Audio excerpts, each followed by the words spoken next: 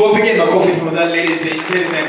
So this is a reward to the team of 1.8 million Kenyan shillings, ladies and gentlemen. Powerful signatures are very short and not complicated. Those who are struggling are all saying, so thank you so much. Thank you so much. Leadership and team from the Ministry of Sports, our football team under 20, led by their coach, Salim, together with your captain, Amos, deputy captain, Ocheng, Baron. We want to thank you also. I almost forgot our friend Amimo, Chris. Thank you very much for a good job at the FKF Youth Development. The footballers who are here today, we are here to celebrate them for the state, the technical bench, sorry, including the official. The CAF tournament serves not only as a regional competition, but also as a qualifying event for the Under-20 Africa Cup of Nations. The two finalists of the tournament secure qualification to AFCON. Kenya's involvement in the inaugural competition was way back when I was born in 1979. At that time, it was known as the African Youth Championship. Since its upgrade in 1991, Kenya has not qualified to participate in the new format of the tournament, making the recent success and this current success of the Rising Stars a historic achievement. So you've broken a record that has never been achieved way before you were born. And I want to say congratulations for a good job. It means there is something special in you. Muko na nyota. Yeah? Muko na talent na pia muko na nyota. As they say. The top 4 finishers in the Under-20 AFCON tournament will earn qualification to the FIFA Under-20 World Cup in Chile, which will take place from September to October 2025. Kenya should aspire to qualify for the Under-20 World Cup for the first time, following in the footsteps of the Kenya Under-17 Junior Starlets. Yeah, the ladies have shown the way. You guys can do it. We want it to be normal for Kenya to have a team in a World Cup.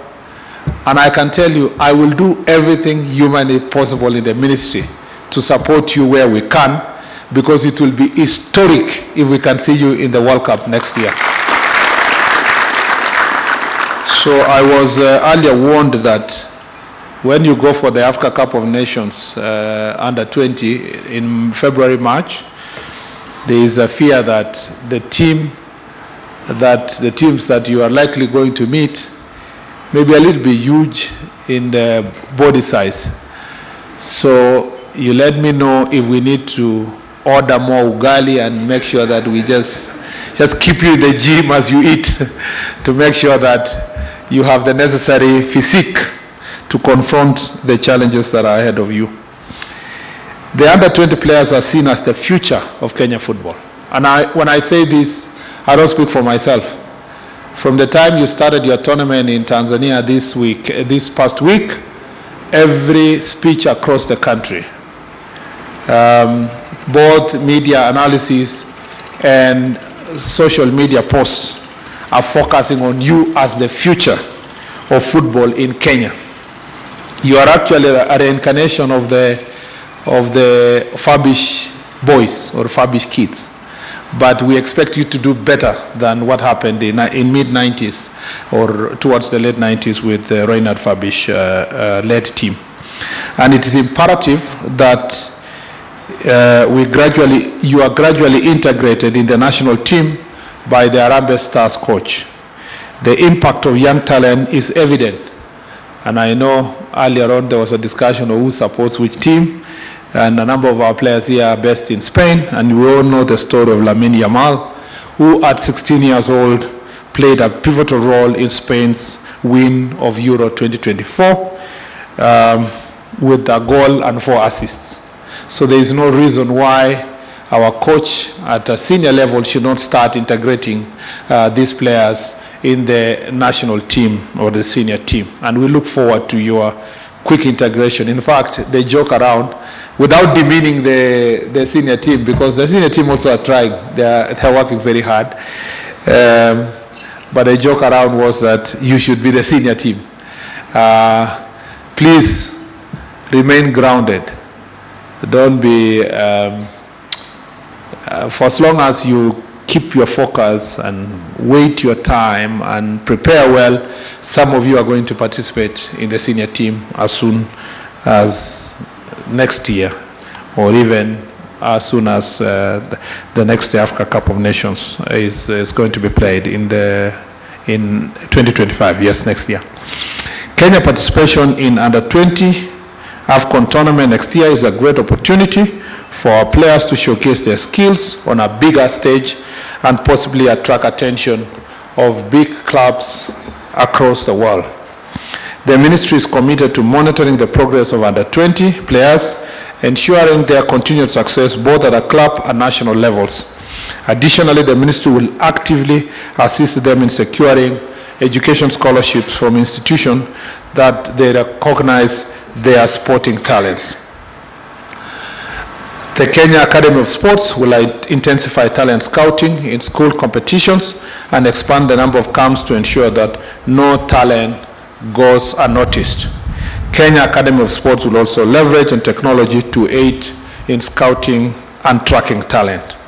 I was in Kenya Academy of Sports a few days ago, and I have instructed them that we cannot use analog methods forever of scouting young players. We are willing, and I've told them to come with a clear proposal on the available technology in the world that can assist our country to scout the best talents and to make sure that we showcase those skills to other entities in the world, especially sports academies and other football clubs in the world. We have the sports academies there. We have a plan for a system that is not working, but I want it to become a modern technology. We have also asked the Kenya Academy of Sports to present to us a clear proposal on purchase of the gadgets that are used to determine the performance of a player, so that when they come to the Kenya Academy of Sports, whether they are 13, whether they are 15, whether they are 17, they can be able to wear those gadgets and train, and we can see and share their performances as players. Technology is going to play a very important role in this regard. Number two, we have told the Kenya Academy of Sports they should stop, and I have made clear instructions that they should stop chasing funny tournaments out there for other reasons other than growing talent. There are many reasons why we support sports as a ministry. Some of it is recreational, some of it is foster peace and unity, some is also to foster people's health, improving health and so forth. That is not the work of Kenya Academy of Sports. That is the work of other entities within the Ministry of Sports, and partnering with maybe federations and organizations outside there. If we continue insisting that the Kenya Academy of Sports will be given resources to organize inter-county sports, which have no limits on age, it has no discipline on who can play, it has no recognition of what talent we are growing, we'll be wasting money. And therefore, the directive we've given Kenya Academy of Sports is to focus on young talent from 8 years old to these 18 years old, and of course, and beyond, but particularly in growing that talent, I have asked the Kenya Academy of Sports to focus on schools and school sports. That is all. That is enough for us to find the best talent across the country. And therefore, their job is to organize football clinics and other sports clinics.